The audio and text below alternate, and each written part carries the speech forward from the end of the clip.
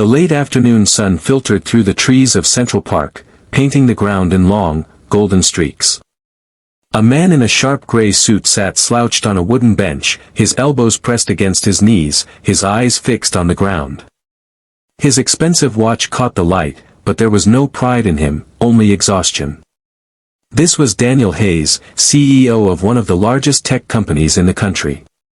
To the world, he was a man of endless power and vision, someone who had everything money could buy. But in that moment, he looked like a man who had lost everything. Daniel's mind was a storm.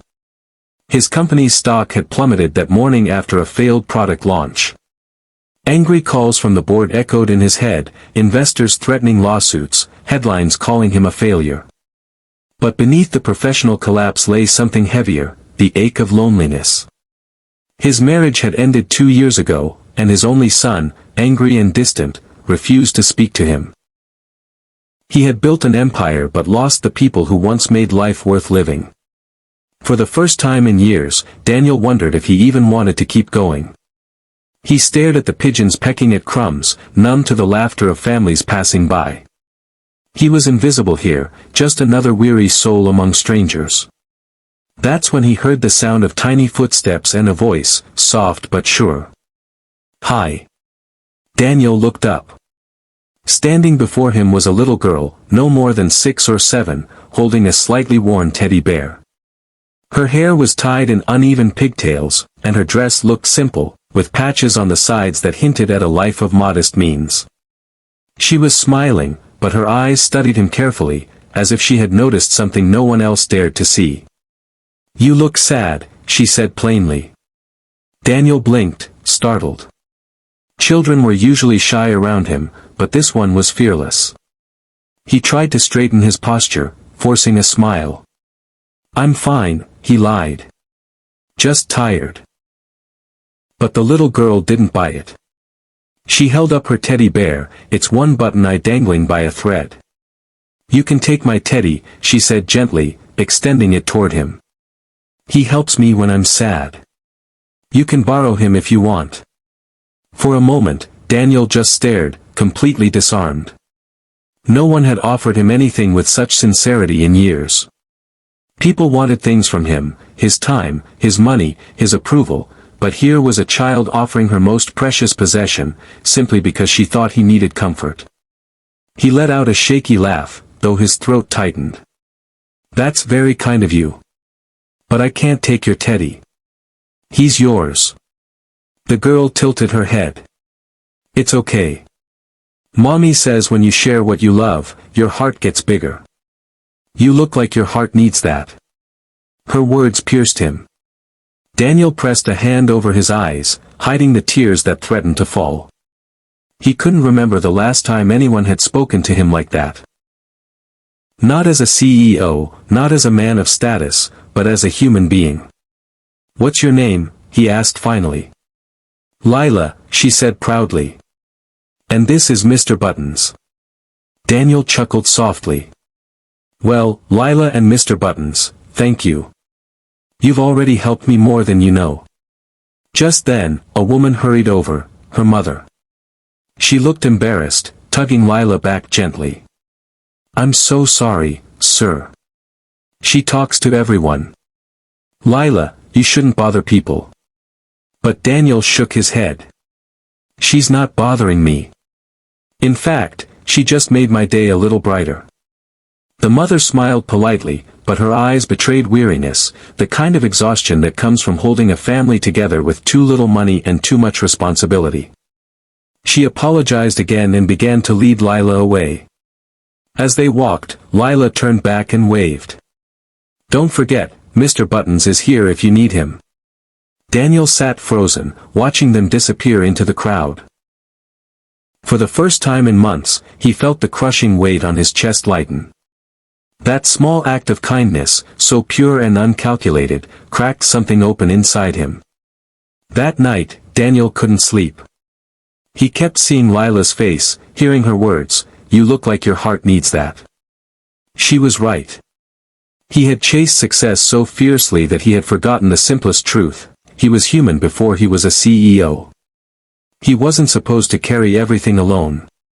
The next day, instead of rushing straight to his office, Daniel returned to the park. He didn't know why, maybe to see if Lila was real or just a figment of his weary imagination. And there she was, on the same patch of grass, playing with her mother, tossing a ball back and forth. When Lila spotted him, she grinned and ran over. "Hi, sad man." Daniel laughed for the first time in weeks. "I think my name is Daniel," he said, kneeling to her height. "Hi, Daniel," she said cheerfully. Then she lowered her voice. "Do you need Mr.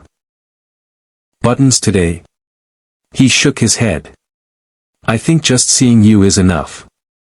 Her mother approached, looking slightly wary. Daniel introduced himself, not as a CEO, but simply as Daniel. They chatted, and he learned her name was Grace. She worked long hours as a nurse, barely making ends meet. Her husband had passed away 2 years ago, and Lila was her only child. Despite their struggles, Grace radiated resilience. Something stirred in Daniel. Here was a woman carrying burdens far heavier than his stock market troubles, yet she faced each day with quiet strength. And here was her daughter, offering joy to strangers without hesitation. Over the following weeks, Daniel kept visiting the park. Sometimes he brought sandwiches, sometimes ice cream. He and Lila would sit on the grass, talking about her school, her dreams, and of course, Mr. Buttons. Grace grew to trust him, though she still had no idea he was one of the most powerful men in the city. Slowly, Daniel began to heal. Lila's laughter reminded him of his son when he was young, before business trips and late-night calls had stolen him away. And Grace's compassion reminded him of what truly mattered, people, not profits. One evening, after a particularly harsh board meeting where he was told to step down as CEO, Daniel found himself once again doubting his worth. That night, he sat in the park alone. Lila noticed his silence. "Daniel," she said softly, climbing onto the bench beside him, "did you forget? Mr. Buttons can help." He smiled weakly. "You know what, Lila? You already did." She rested her small hand on his arm. "Then don't be sad. You're not alone. You have me." Tears spilled down his cheeks, but this time, he didn't hide them. He hugged her gently, realizing how profoundly this little girl had changed him. Weeks later, the truth came out. Grace discovered who Daniel really was after recognizing him in a news article. Shocked, she confronted him. "Why didn't you tell me you're that Daniel Hayes?" she asked. He lowered his gaze. "Because I didn't want to be him here. I just wanted to be, me. With you and Lila." Grace studied him for a long moment, then softened. "Well, whoever you are, you've been good to us. That's what matters." And in that moment, Daniel realized something life-changing. He had been measuring success in numbers, charts, and deals. But the real measure was here, being seen, being loved, being human. Months later, Daniel made a bold decision. He stepped down as CEO, not because he had failed, but because he finally understood what success meant. He started a foundation dedicated to supporting single parents and children in need, funded not with pity, but with gratitude. At the launch event, Daniel gave a speech. His voice trembled as he recalled the day that changed everything. "It wasn't a boardroom or a breakthrough product that saved me," he said.